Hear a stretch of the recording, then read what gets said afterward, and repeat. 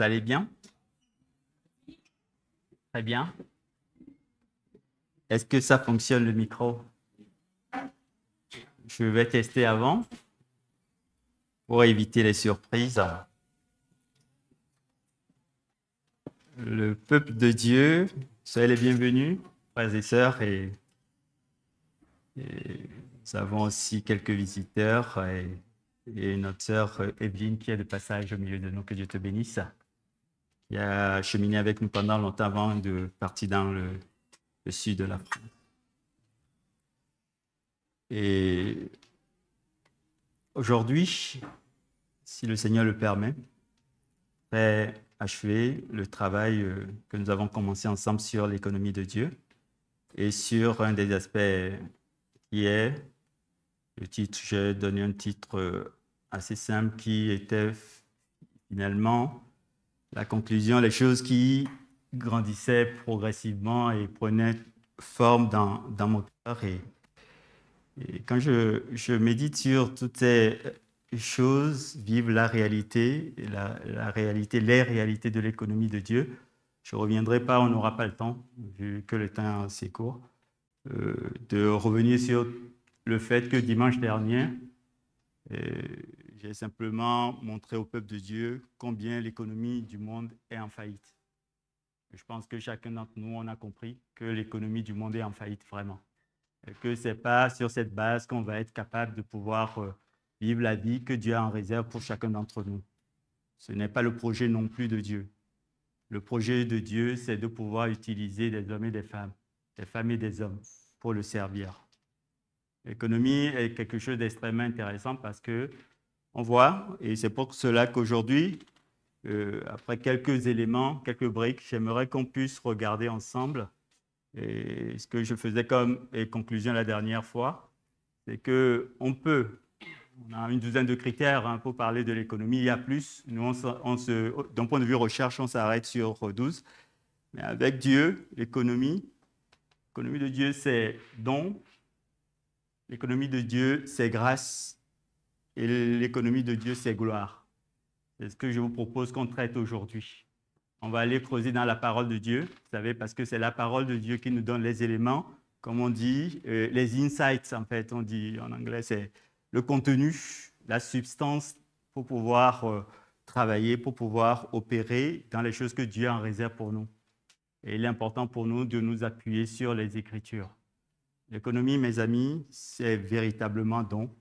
L'économie de Dieu, c'est grâce et c'est gloire. Amen. Père éternel, nous te remercions pour cet après-midi. Nul n'est capable de parler de ces choses parce que c'est des choses qui nous dépassent, qui dépassent la sagesse et l'intelligence humaine. Si ce n'est toi-même qui utilise des canaux pour pouvoir communiquer la vie au milieu de ton peuple. Nous ne sommes pas là pour faire de la théorie. Tu le sais bien, papa.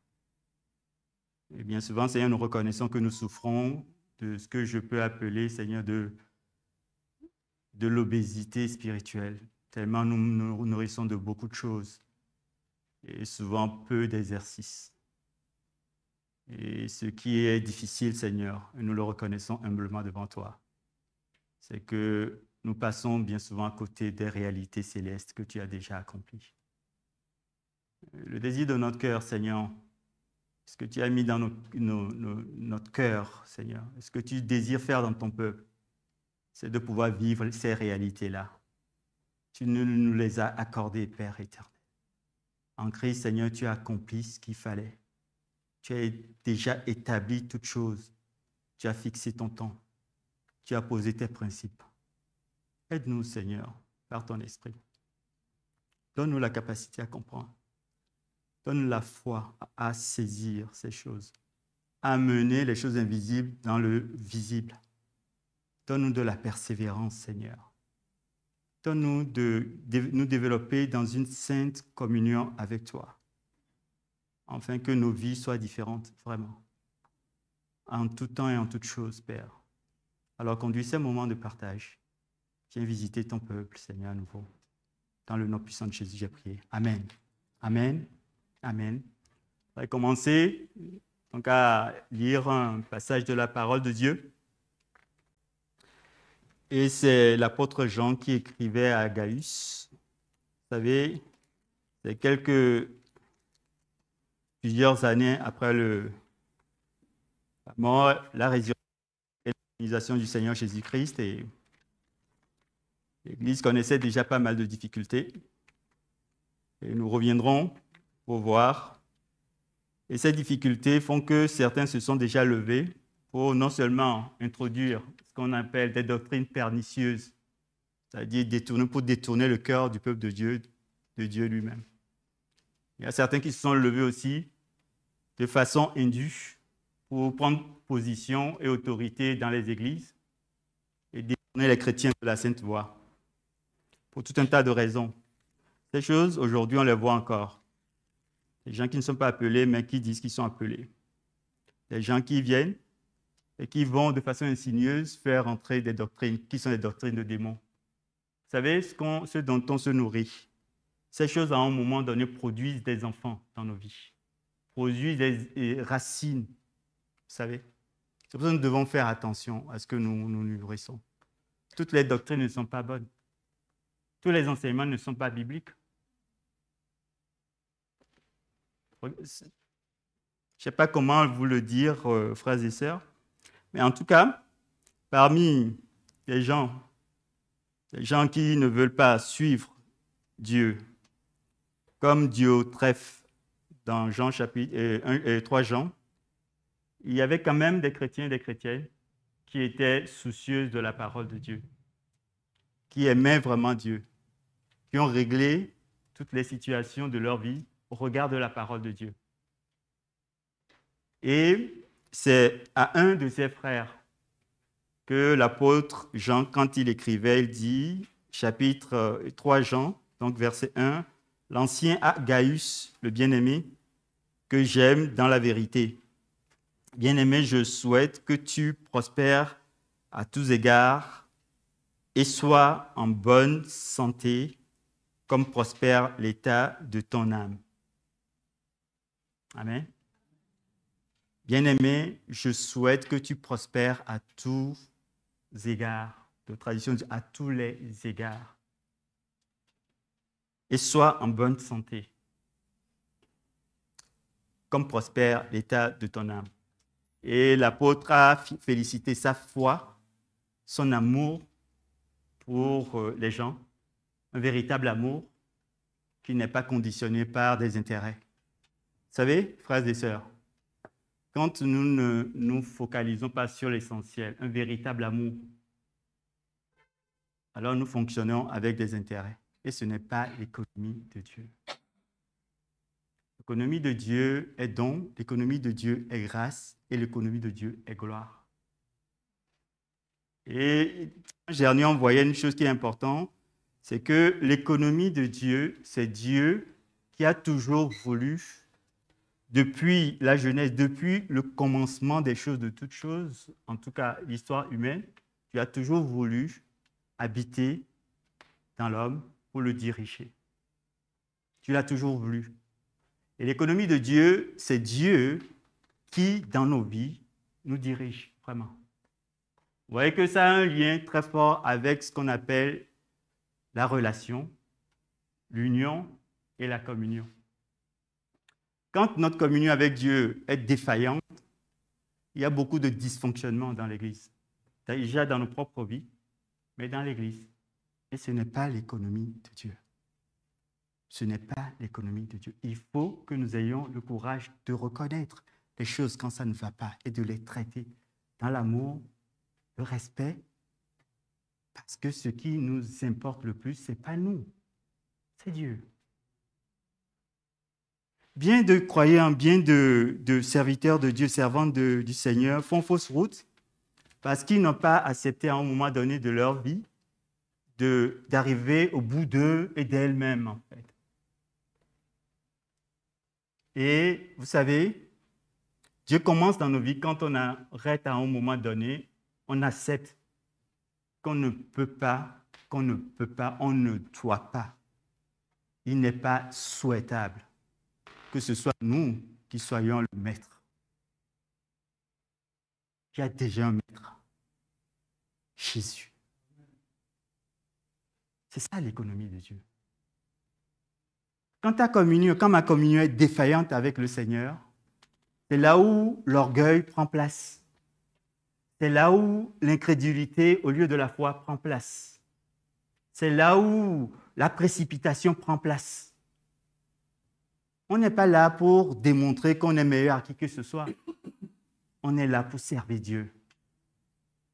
Quand l'apôtre Paul parle, je veux, frère, il dit, bien-aimé Gaius, que tu prospères à tous égards, ce qu'il est en train de lui dire, c'est que l'économie de Dieu se développe dans ta vie. Ta vie spirituelle est en bonne marche et tu le prouves par ton amour, par ta sincérité, par ta foi, par ta fidélité à la parole de Dieu. Dans ta santé, sois en bonne santé, mais aussi dans tes besoins de tous les jours. Et dimanche dernier, je finirai là-dessus. Nous avons prié pour que quel que soit le besoin dans lequel nous sommes, quel que soit le challenge qui est devant nous aujourd'hui, quelles que soient nos peurs, nos craintes, nous puissions demander au Père, que ton économie soit opérationnelle. Amen. Et je prie vraiment et je pense et je crois vraiment de tout mon cœur que Dieu veut que son économie soit ta part. Amen. Que tu sois une femme, que tu sois un homme vraiment béni de sa part. Que la manière dont tu marches ne soit plus une manière conditionnée par le monde, ni la pensée du monde, mais une façon digne de l'appel que nous avons reçu. Amen. Et quand bien même des fois, on vit des situations tragiques, Dieu est toujours là. L'économie de Dieu est don, l'économie de Dieu est grâce, l'économie de Dieu est gloire. Il y a un frère qui me disait, il y a 3 semaines, je crois, mais Épiphane, tu n'as pas parlé de l'économie de Dieu, on parle du sens économe, en fait. C'est vrai. Mais nous ne pouvons pas être véritablement économes selon Dieu si Dieu ne nous dirige à l'usage de ce qu'il nous confie. Amen. Donc, nous avons besoin de Dieu en toutes choses et en tout temps. La bonne gestion financière, c'est parce que l'influence de Dieu, Dieu règne dans ton cœur, que tu sais qu'il y a des choses que tu ne peux plus faire. Tu ne disposes pas de l'argent que tu gagnes comme bon te semble. On ne dispose pas de la maison dans laquelle nous vivons comme bon nous semble. Ce n'est pas vrai en tant que chrétien. Les gens du monde peuvent fonctionner comme cela. C'est l'économie du monde. Mais tout ce que Dieu a mis à notre disposition, c'est pour son service à lui. Et c'est pour cela que pour le week-end d'église, nous allons passer un peu de temps sur un certain nombre de choses. Veux-tu arriver à abdiquer devant Dieu? Veux-tu arriver aujourd'hui, frère, à arrêter, à être le patron, la patronne, et laisser Dieu agir dans ta vie? C'est vrai, c'est simple. Pour voir l'économie de Dieu prospérer à tous égards. Vous savez, je vous dis souvent, frères et sœurs, nous n'avons rien à porter dans ce monde et nous ne partirons avec rien. Ça aussi, c'est l'économie de Dieu. La seule chose avec laquelle nous partons, c'est parce que nous avons tenu ferme dans la foi. Et la couronne de gloire que le Père a réservée pour nous, il nous la prépare. Et nous pouvons, ce jour-là, et même quand il nous donnera la couronne de gloire, nous dire nous ne sommes pas dignes parce que nous savons que nous avons goûté quelque chose de toi. Si tu as un problème de manque d'humilité, c'est que ta relation, ta communion avec Dieu est défaillante. Et l'économie de Dieu n'est pas opérationnelle. Si tu n'arrives pas à croire, du mal à croire, c'est que ta relation avec Dieu est défaillante quelque part. Si tu n'arrives pas à persévérer dans les choses que Dieu a établies pour toi, un coup tu fais ça, après tu fais ça. Moi, j'ai un frère me disait la dernière fois, moi je dois faire beaucoup de choses. Pourquoi cette surexcitation, suragitation? Mais calmons-nous.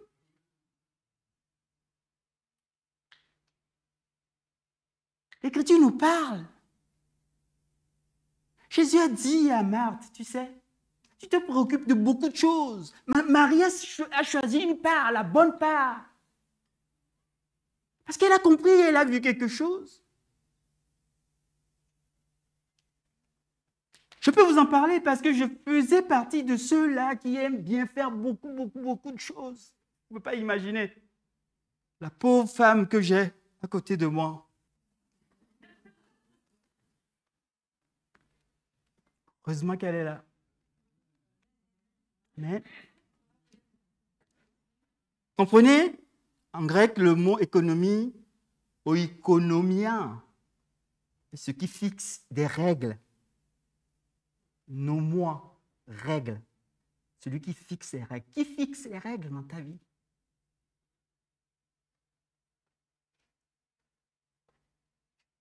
Et oikos veut dire quoi? Ça veut dire maison. Fixer des règles dans une maison. Et oui, qui fixe les règles dans ta vie? Est-ce que c'est où et il y a des petits points qu'il faut remplir. Est-ce que c'est ton orgueil? Comme vous voulez les petits points, je vous les donne. Ou ton incrédulité? Ou ton manque de patience? L'économie de Dieu est don, grâce et gloire. Amen. Pourquoi je reviens? Parce que ce matin, alors que j'étais parti à prier pour ces choses, Dieu me rappelait que le vrai problème, la grosse difficulté, et c'était la mienne aussi, et des fois c'est la mienne, je ne suis pas là pour jeter la pierre à qui que ce soit, c'est que tu ne vois pas l'économie de Dieu se développer dans ta vie, simplement parce que ta communion avec le Seigneur est défaillante. S'il y a quelque chose à retenir, c'est juste ça.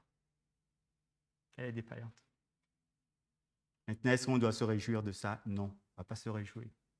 Est-ce qu'on peut faire quelque chose pour ça? Oui, on peut faire quelque chose. Qu'est-ce qu'on peut faire? Notre accès auprès du Père est toujours libre. Jésus est mort pour ça. On peut retourner auprès du Père. Si on s'est éloigné, égaré, on peut revenir et dire, Seigneur, me voici tel que je suis. Je reconnais tout simplement que je suis allé loin de la place que tu as réservée pour moi. À nouveau, je veux vivre les réalités de ton économie. Les règles que tu as fixées pour ma maison, je veux qu'elles soient appliquées. Et donc, financièrement, tu verras la bénédiction de Dieu, vraiment. Vous savez, quand on dit la bénédiction financière, souvent, certains partent de suite la prospérité. Et le vrai sens de la prospérité est d'avoir ce dont on a besoin suffisamment pour aussi partager avec d'autres. C'est ça la prospérité. Ce n'est pas avoir des millions en compte en banque. Pourquoi faire? Je reviens souvent là-dessus. Vous allez partir, nous allons partir et les millions resteront là. Et d'autres qui n'ont pas bossé, vous vous êtes cassé la vie, la santé, vous êtes fâchés, vous avez même eu des ulcères pour ça, du cancer et tout un tas de choses. Ils viendront dépenser indûment cet argent. C'est ça. Et vous serez passé à côté de toutes les opportunités que Dieu nous donne pour servir, pour bénir, pour encourager. Pourquoi vas-tu garder pour vous? Garder pour vous. Parce que ta communion avec Dieu n'est pas. Tu es juste. C'est pour cela que Jésus a dit, cherchez premièrement le royaume et la justice de Dieu. Et toutes les autres choses vous seront données par-dessus. Ce n'est pas une licence pour être fainéant et paresseux. Jésus travaillait beaucoup. L'économie de Dieu, c'est une économie dans laquelle Dieu nous appelle à travailler. Nous travaillons pour l'œuvre de Dieu. Mais travailler pour l'œuvre de Dieu, ce n'est pas juste être prédicateur à EBE, avec son pupitre, et d'être là en train de dire aux frères, vous savez, Dieu nous aime, Dieu est un Dieu de grâce. Non, travailler pour Dieu, c'est partout où Dieu nous met. Et c'est là où nous sommes utiles. Si Dieu décide que toi, tu vas être policier, sois policier pour le Seigneur. C'est l'économie de Dieu. Sinon, tu es un homme ou une femme trop orgueilleuse pour accepter que Dieu a besoin de toi au milieu des policiers. Laissez-moi, frères et sœurs, vous parler de Dieu, de la part de Dieu. Laissez-moi, frères et sœurs, vous parler de l'économie de Dieu. Si Dieu t'appelle à être prof et sois le prof qui vient du ciel. Si Dieu t'appelle à discuter avec les grands de ce monde, vas-y, frère ou sœur et sœur. Et si Dieu t'appelle à être boulanger, mais sois boulanger et fabrique-nous du bon pain, frères et sœurs. Avec ce goût qui est différent, qui est le goût du ciel, de l'inspiration qui vient du ciel. L'économie de Dieu est donc grâce et gloire.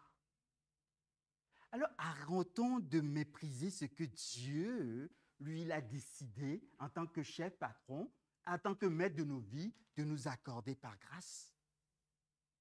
Arrêtons de faire les enfants choyés, gâtés, pourris. Moi, j'aime pas. Jusqu'à quand tu vas arrêter de vivre pour toi-même et commencer à servir Dieu? C'est de l'orgueil de vivre pour soi. Vous savez, je vais encore dire quelque chose qui va peut-être choquer certains, mais certains, ça va leur permettre de peut-être progresser. On est dans un siècle où on va dire, ben, l'amour commence par aimer soi-même. C'est vrai dans un sens. Mais si tu commences cet exercice sans d'abord aimer Dieu profondément, tu vas être déçu. Parce que tu trouveras toujours quelque chose à redire à ta propre vie.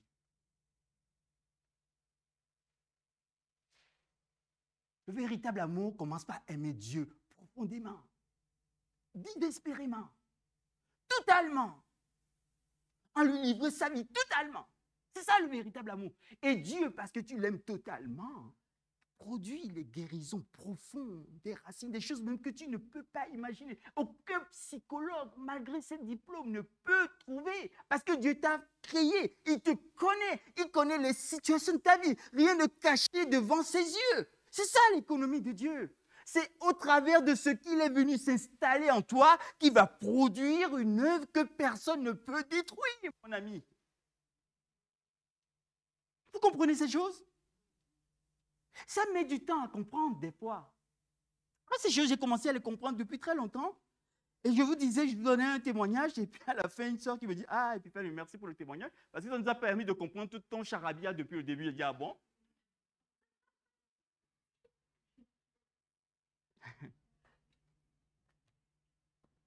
C'est comme ça. Le plan, Dieu, la Bible révèle, j'ai noté, que Dieu désire s'unir et se déployer dans l'humain afin d'être parfaitement exprimé dans la création. Alors, qu'est-ce que j'essaie de dire, le charabia dont parlait la sœur? Elle a raison, il faut expliquer quand même. Ce plan, cette économie divine, nous est tout d'abord présenté dans la Genèse pour ensuite se révéler progressivement au fil de l'Ancien Testament jusqu'au Nouveau Testament. Alors, on continue un tout petit peu. Genèse, je vous ai dit tout à l'heure, quand Dieu a pris l'initiative de fabriquer l'homme, il dit « faisons l'homme ».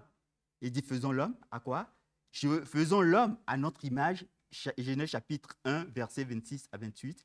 « À notre image, selon notre ressemblance, et qu'il domine sur les poissons de la mer, etc. etc., etc. » C'est Dieu qui a pris la décision. Okay? Et quand Dieu a fait l'homme, qu'est-ce qu'il a fait? Il a soufflé et il est devenu une âme vivante. Okay? C'est-à-dire le souffle de Dieu est rentré dans l'humain. Okay? Et Adam et Ève, ça fonctionnait, l'économie fonctionnait bien sur la terre tant qu'ils étaient soumis à Dieu.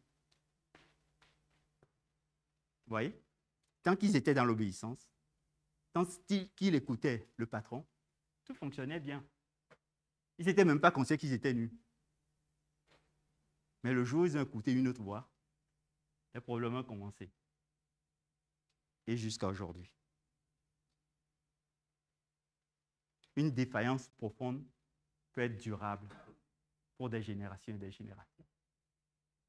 Sauf quand le Seigneur rentre dans la vie d'un homme et d'une femme pour changer les choses, pour à nouveau nous renouer avec lui. pour que, à nouveau, la relation soit restaurée profondément avec Dieu. L'union et la communion. Vous comprenez pourquoi il est important, quand on parle d'économie de Dieu, de pouvoir insister sur la qualité de notre communion avec le Seigneur. Amen. L'économie de Dieu est don. L'économie de Dieu est quoi? Est grâce. L'économie de Dieu est gloire. Amen. Amen. Qu'est-ce que ça veut dire, l'économie de Dieu est don? Amen. L'économie de Dieu est don, j'ai noté, parce que Dieu est venu habiter et demeurer dans la vie du croyant, faisant de lui le temple du Saint-Esprit. Amen.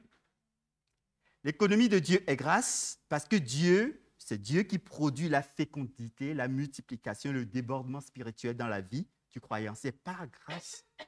Personne ne mérite ces choses. Amen.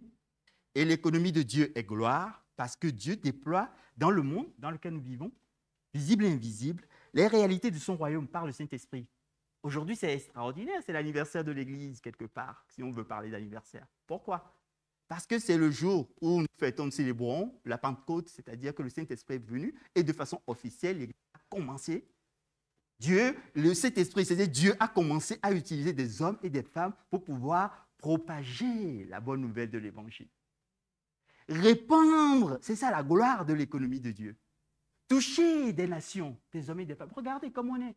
De différentes cultures, de différentes origines, d'âges différents, de générations différentes, des plus petits jusqu'aux plus grands. Et nous sommes tous unis par la même foi, le même amour pour le même Seigneur.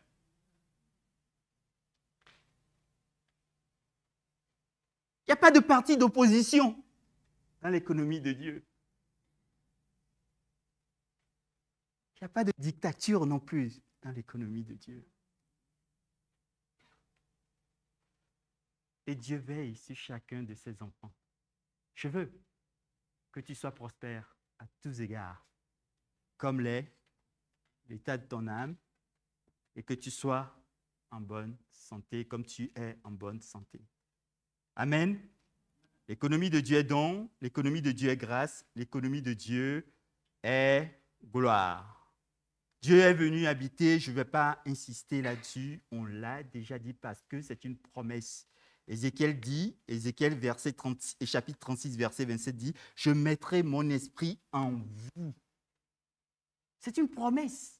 Et aujourd'hui, elle est réalisée. C'est ce que je veux que tu réalises. Dieu a dit et Dieu n'a pas menti. Il a tenu à sa promesse. Donc, il est fiable, ton Dieu. Cesse d'avoir peur. Arrête avec la méchanceté. Arrête avec la méchanceté, frères et sœurs. Ne sois pas devenu Diotrephe qui chassait les chrétiens parce qu'on n'allait pas dans son sens, qui méprisait l'œuvre de Dieu, qui interdisait aux frères et sœurs d'accueillir d'autres frères et sœurs qui sont de passage. Fais pas partager.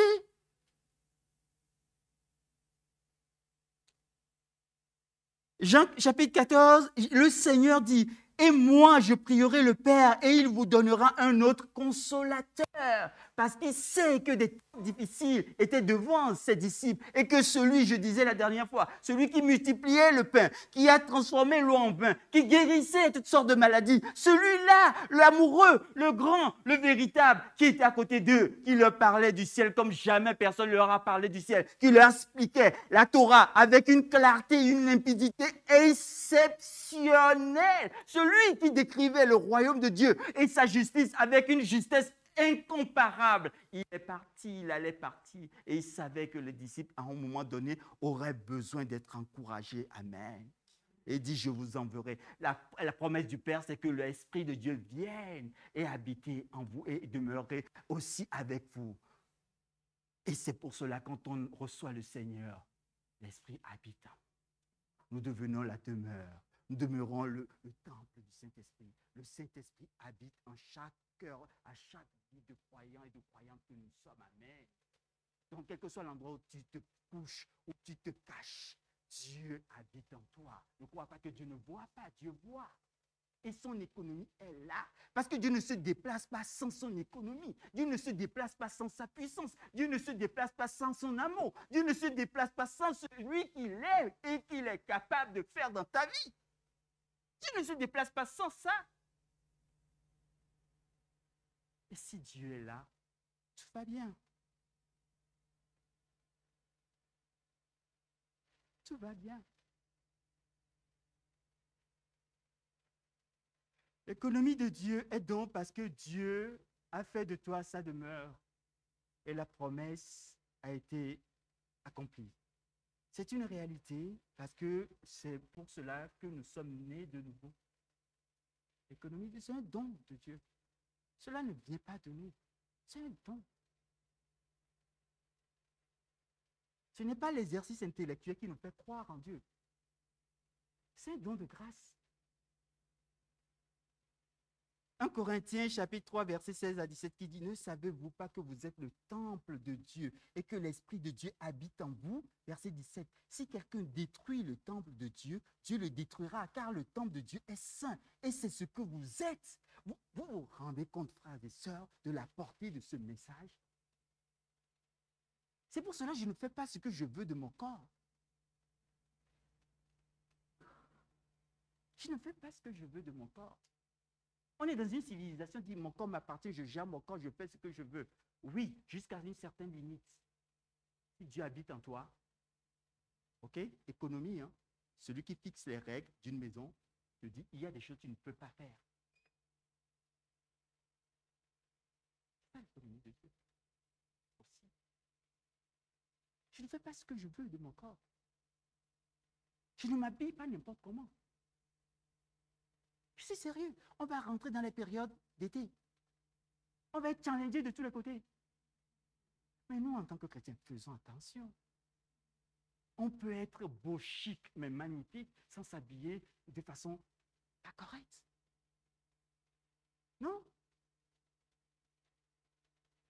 On n'a pas besoin d'être vulgaire pour être beau et magnifique. Non? Je me trompe? Dites-moi, si je me trompe, je change de sujet. Si ça vous gêne, je change de sujet. Après, je laisse discuter avec le Seigneur parce qu'il est en vous aussi. Il va vous parler. Amen. Encore faut-il que vous voulez l'écouter. Une nouvelle réalité parce que nous sommes le temple du Saint-Esprit. L'économie de Dieu ne se déploie que parce que les règles que Dieu a fixées est opérationnelle par l'œuvre du Saint-Esprit. L'œuvre, le ministère du Saint-Esprit, c'est de pouvoir prendre les choses de Dieu et les accomplir au travers de nos vies avec notre collaboration totale. D'où je vous disais tout à l'heure qu'il faut arriver à la fin de soi-même à un moment donné. Et c'est un gros chantier. Hein. Je ne sais pas vous, mais avec l'orgueil, chacun gère son orgueil à sa mesure et à sa capacité à se soumettre rapidement. Non? Non? Vous n'êtes pas orgueilleux, ni orgueilleuse, vous êtes magnifique. Il n'y a que le prédicateur et les autres qui ne sont pas là aujourd'hui qui bénéficient du ministère de l'orgueil. Non? Il n'y a pas que moi. Merci, tu es gentil, hein, Sophie. Et on doit lutter avec ça. Mais la bonne nouvelle, c'est que Christ habite en nous et ça peut s'arrêter. Parce que nous savons quand l'orgueil commence. Donc, si nous laissons Dieu toucher nos cœurs dans son amour, on peut arrêter. Arrêtons de nous justifier alors qu'on est sur un terrain d'orgueil. On le sait très bien. OK? L'économie de Dieu est dans l'économie, le temps passe, donc on va essayer d'aller un peu plus vite. L'économie de Dieu, ça je vous l'ai dit, la présence de Dieu en nous demeure en nous, mais l'économie de Dieu produit la fécondité, c'est-à-dire le fait de pouvoir se multiplier, en fait. Se multiplier, ce n'est pas juste avoir, comme papa Abraham, beaucoup d'enfants, en fait. Hein, la multiplication, c'est dans tout ce que, d'être fertile, c'est dans tout, même dans le travail que tu fais. Dieu va t'accorder la sagesse exceptionnelle sur tes pères. Dieu va t'accorder une patience exceptionnelle sur tes pères. Le fruit de l'esprit deviendra quelque chose que les autres vont venir goûter dans ta vie. Pourquoi? Parce que tu es différent et que l'économie de Dieu coule au travers de ta vie. Et ça n'est fonctionnel que parce que je m'abandonne. Vous savez, il ne suffit pas dimanche de dire « je m'abandonne ». Je m'abandonne et dès qu'on traverse, je me reprends, je me reprends. Et quand le chéri dit « oh, tu as passé… » Oui, ne parle pas, on n'a pas fini notre histoire depuis qu'on est sorti. Et je m'abandonne, c'est entre le début du culte et la fin du culte. Et puis dès qu'on est, bon, on est dans la vraie vie, quoi. Comme si au culte, on n'est pas dans la vraie vie. Vous voyez un peu notre raisonnement. Non, ça ne vous arrive pas, vous. Il n'y a que moi et Déborah qui gérons ça. Et les enfants. Hein? Vous voyez ce que je veux dire? C'est accepter et dire, OK, livrez votre vie comme un sacrifice vivant. Un sacrifice, ça souffre. Vivant, ça veut dire sa vie. Ça veut dire que des fois, quand tu dis je m'abandonne, quand ça revient, tu dis non, je m'abandonne. Je ne vais pas recommencer. Eh bien, il n'a pas changé. Eh bien, il n'a pas changé. Tu n'as aucune capacité de changer un homme ou une femme. Ce n'est pas vrai. Personne ne peut changer qui que ce soit. Au mieux, la personne va faire les choses juste pour te faire plaisir, mais la personne n'en pense pas moins au fond de lui, au fond d'elle. Non? Et toi, tu vas être dans l'illusion, le doux illusion. Oh, il a changé, magnifique. Il est devenu mon toutou, elle est devenue ma toutou. Oh, c'est magnifique. C'est pas ça l'économie de Dieu. Et quand Dieu est en train de traiter avec nous, ça change profondément. Et toi, tu es dans la paix. Tu n'es plus dans la manipulation. Si tu ne me donnes pas, je ne te donne pas. Donnant, donnant. Parce que l'économie de Dieu est don. Donner, donner. Ce n'est pas donnant, donnant. C'est donner, donner. Vous n'aimez pas ça, hein? Parce que quand je dis donner, donner, tu dis, oh, ça fait moins, j'aime pas le moins, moi, j'aime le plus. Alors, Seigneur, je reviens, je dis, oh, cet esprit, inonde ma vie, oh, Seigneur, remplis mon cœur, alléluia, donne.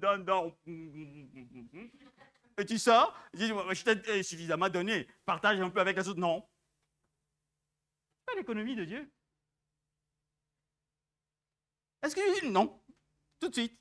Avant même, pourquoi tu me regardes? Et on vit une vie comme cela de frustration, alors que le flot de l'Esprit de Dieu change les réalités. Amen.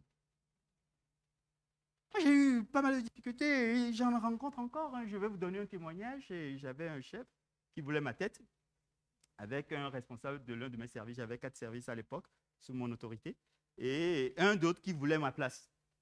Donc, il y a un qui voulait ma tête et l'autre qui voulait ma place. C'est ce qu'on appelle un guet-apens.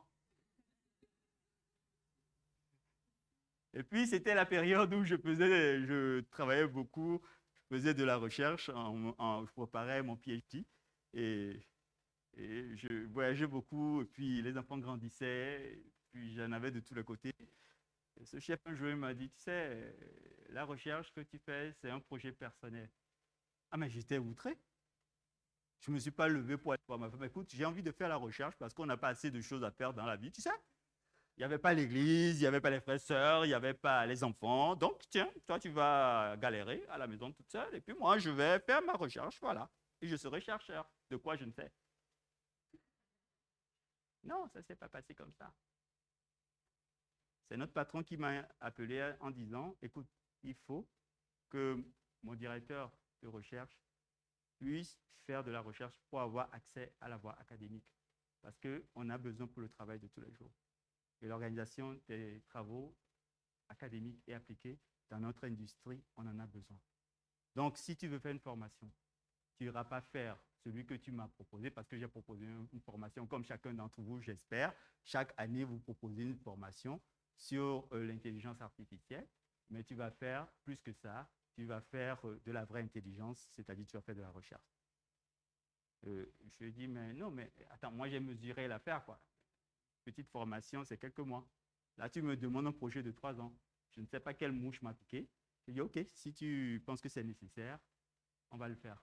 Je sors de là, je dis, Epiphanio, tu es un homme mort.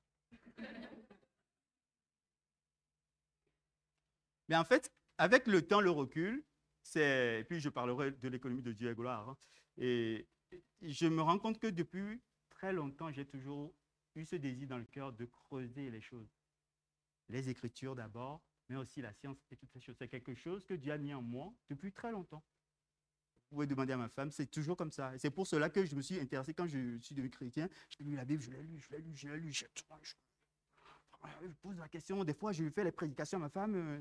Alors qu'on était fiancés, je lui faisais des prédications. Drôle de fiancé, hein. Et donc, finalement, je dis, bon, Seigneur, je ne sais pas pourquoi, mais je sais que tu as... Ok, je vais le dire à ma femme. Et puis, je suis allé, comment je vais lui présenter le projet? Donc, je réfléchis dans tous les sens. J'étais embrouillé totalement. Donc, quand j'arrivais à la maison, je lui ai dit simplement, oui, des fois, les choses les plus simples, c'est les meilleures. Écoute, chérie, bon, voici ce qu'on m'a proposé. Qu'est-ce que tu en penses? Et puis, dans ma tête, je dis, mais dis-lui que tu as déjà accepté.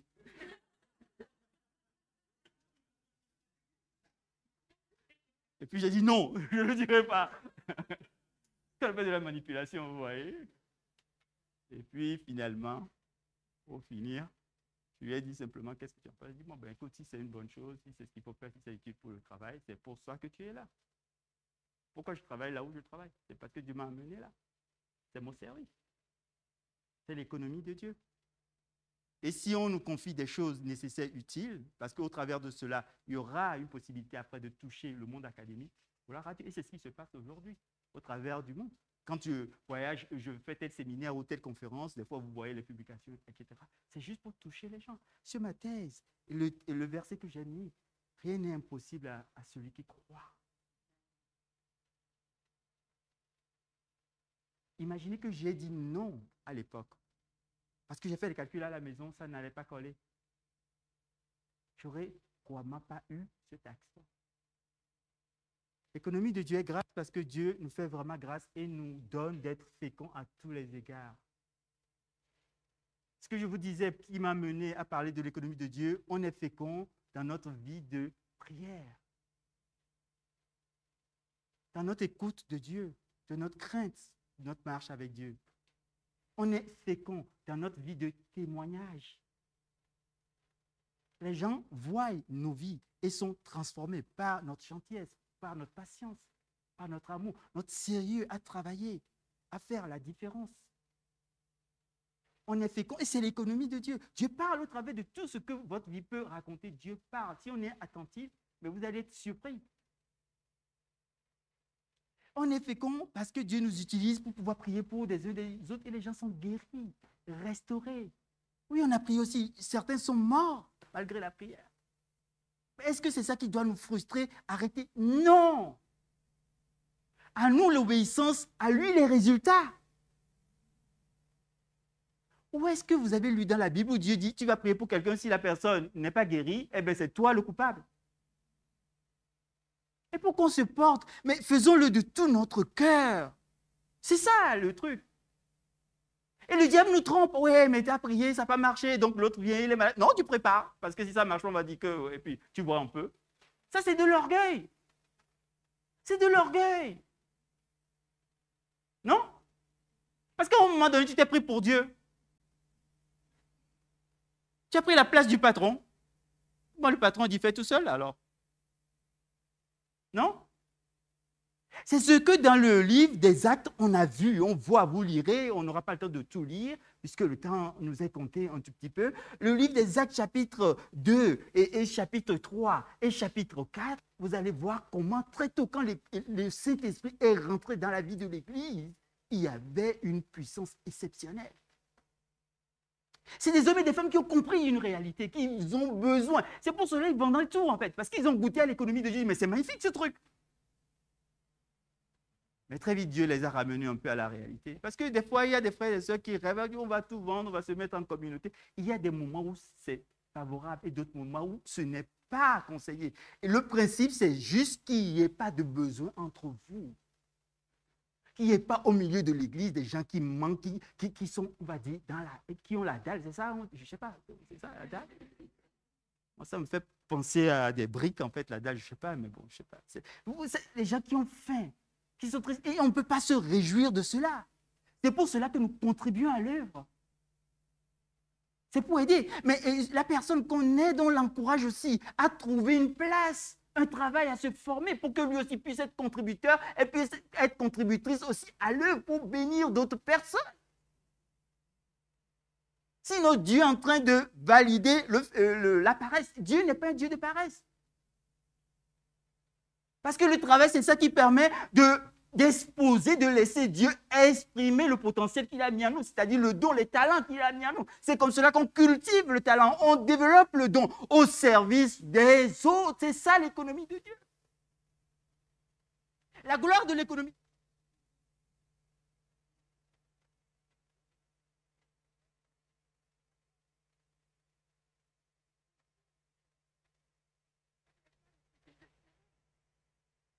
Parce que Dieu aime les désespérés. Je me rappelle ce jour-là où on n'avait plus rien à manger, vous savez. Je vous disais la fin de l'histoire de la dernière fois, je veux vous la donner. Et donc, on avait comme armoire des cartons du déménagement. Ma femme, elle est très intelligente, hein. Les amis, les astrotis, tout ça là. Voilà. Et les vêtements étaient dedans. Vous voyez un peu le cinéma? Contre le mur, on faisait attention avec le matelas qui est par terre pour coller, pour que ça ne... Vous voyez, parce que c'est du carton, donc ça peut... Ouais, ça c'est...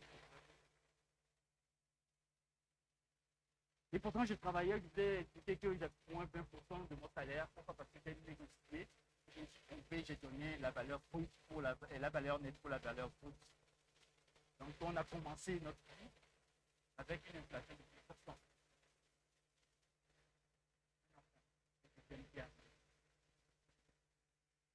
Et il y a un moment, donc on devait faire attention. Et puis je devais rembourser aussi la dette qui était sur moi parce que j'avais pris un peu d'argent à la banque et la banque m'a redemandé, mais il faut que tu payes, monsieur. J'ai dit oui, je vais payer. Pour finir mes études. Et je me rappelle ce temps-là, il n'y avait plus rien à manger, pas grand-chose, mais vraiment rien.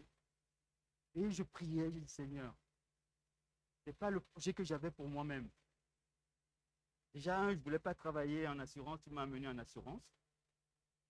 J'ai accepté, j'ai appris l'économie de Dieu. Je voulais travailler en finance. Je dis non, ce n'est pas là où je suis là. Je ne veux pas dire quelque chose, je ne peux pas travailler en finance. C'est trop ma part, pour témoigner.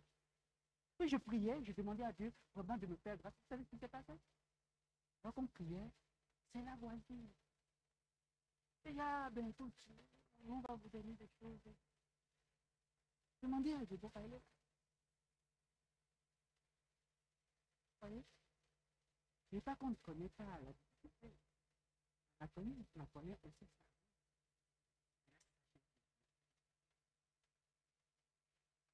Il ne veut pas qu'on joue au tombeau là. C'est pas ça, la vie du chrétien. Voilà la loterie. C'est pas le Dieu de la chance. Dieu veut que tu apprennes à payer. Amen. J'en avais marre. Hein? Bon, l'économie de Dieu est gloire et j'ai noté ces conditions, multiplication, débordement. L'économie de Dieu est gloire parce que je peux montrer. Bref, on va le lire ensemble. Dieu guérit. Acte 3, verset 1 à 11. Dieu attire ceux qui ont faim et soif de lui. Les hommes et les femmes qui ont besoin de lui, qui n'attendent que nous. Voilà leur témoigner. Le moyen de Dieu, c'est aussi les actes de gentillesse et d'amour. Je ne sais pas si toujours à l'église. Jésus a dit. Mais qui m'a vu n'est pas ce que Jésus a dit. Vous voyez qu'il y a un problème entre le messager et le message. Et c'est pour cela que des fois les gens ont du mal à croire aussi. Ça ne justifie pas. Mais nous devons être cohérents entre ce que nous disons, ce que nous pensons et ce que nous faisons. Je ne dis pas que c'est toujours facile. Mais nous devons nous soumettre toujours à Dieu. L'économie de Dieu, Dieu sauve. Vous lirez dans Acte 4, hein, il a déjà, Acte 2, à la fin, plus de 3000 âmes qui ont été sauvées par la puissance du Saint-Esprit. Et puis, l'histoire du paralytique qui a été guéri, puisque je vous l'ai déjà raconté, donc je ne vais pas revenir là-dessus. Et c'est Jean et Pierre. combien? 5 000. En très peu de temps, plus de 8 000 personnes sauvées. Parce qu'ils étaient là et l'économie de Dieu était opérationnelle. Ils étaient soumis à Dieu. L'économie de Dieu protège alors qu'ils étaient devant des personnes qui leur interdisaient. Leur vie était menacée, il ne faut pas croire. Leur vie n'était pas moins menacée hier qu'aujourd'hui, que nos vies sont menacées. Des fois, nos vies sont peu menacées. Mais ils y témoignaient.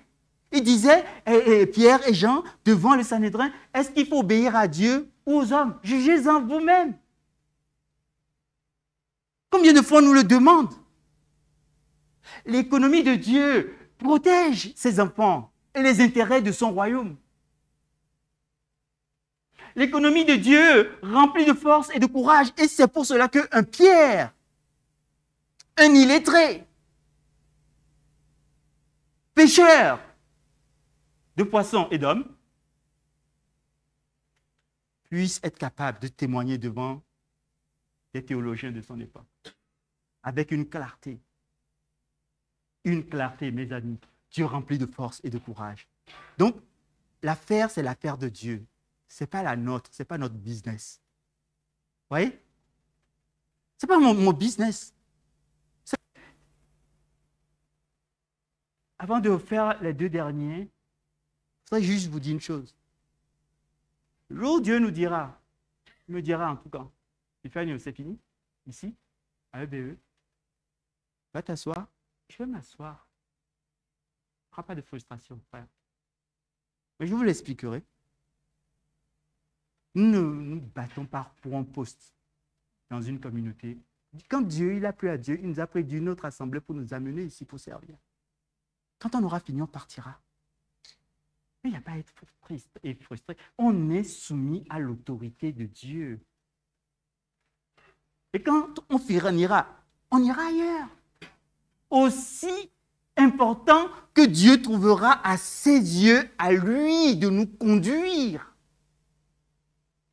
Je ne suis pas là pour dire c'est mon église, c'est mon pote, je le tiens, et si quelqu'un vient, je mords.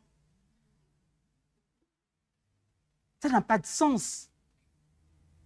Je ne dis pas que les décisions sont toujours faciles, mais dans l'économie de Dieu, c'est parce qu'on est soumis. Et le cœur de la servante et du serviteur de Dieu, c'est un cœur d'abord soumis à l'autorité de Dieu. Arrêtons de nous chamailler, marchons avec Dieu. Les deux derniers points, et puis on s'arrête là définitivement. Dieu répond aux prières de son peuple, Dieu vit et agit au milieu de son peuple. Pourquoi? Parce que quand les apôtres sont revenus, alors qu'est-ce qu'ils ont fait? Ils partaient d'abord pour aller prier. Vous savez, quand je vois des fois combien les temps de prière, il n'y a pas beaucoup de personnes, pour plein de raisons. Je l'ai déjà dit, je le dirai encore, parce que je suis convaincu qu'on peut gagner ensemble ce combat. Il ne faut pas croire que c'est facile pour qui que ce soit. Mais nous devons nous mobiliser dans la prière. Ils étaient là, ils allaient au temple pour aller prier. Et en allant prier, Dieu a mis devant eux quoi? La possibilité de pouvoir toucher et guérir une vie. La vie a été guérie, qu'est-ce qui s'est passé? Dieu a donné la possibilité de toucher 5000 âmes en allant juste aller prier. Et quand ils ont fini, qu'est-ce qu'ils ont fait? Ils sont allés faire quoi? La prière. Ils ont rejoint les autres disciples qui priaient. C'est une église qui priait. L'économie de Dieu est une économie dans laquelle la prière, elle est là. Ce n'est pas qu'une ambiance. C'est une nécessité dans le combat. Prends courage, frères et sœurs. Prenons courage. Préparons notre agenda pour ça. Mais si tu ne viens pas à toutes les réunions de prière, mais c'est important. L'économie de Dieu, ils se retrouvaient souvent, ils mangeaient ensemble. Il y a les groupes de maison. Posez la question à quelqu'un la dernière fois, il me dit, mais je me sens un peu seul. Je dis, ok, très bien et tout. Est-ce que tu es dans un groupe de maison? Non, je n'ai pas trop, je ne sais pas trop. Tu ne sais pas trop quoi? Vas-y, rends-toi utile, rends-toi, dis, moi, me voici, Seigneur, qu'est-ce que tu veux que je fasse? Nous avons tout. Il y a les groupes d'hommes, il y a les groupes de femmes, il y a les groupes de jeunesse. Nous avons tout à EBE pour être heureux. Non? Mais soyons heureux. Amen. Dieu agit parce que, alors qu'ils ont prié, la Bible dit que le lieu où ils se tenaient a tremblé. Et qu'est-ce qui s'est passé? Le Saint-Esprit les a remplis. Ils se sont revêtus à nouveau. Ils sont partis pour servir le royaume de Dieu et déployer l'économie de Dieu. Je l'ai fini. Vous avez les 3 points. L'économie de Dieu, vous le savez définitivement ce que c'est. C'est dons, c'est grâce et c'est gloire. Amen. Nous pouvons nous lever. On va prier. Amen.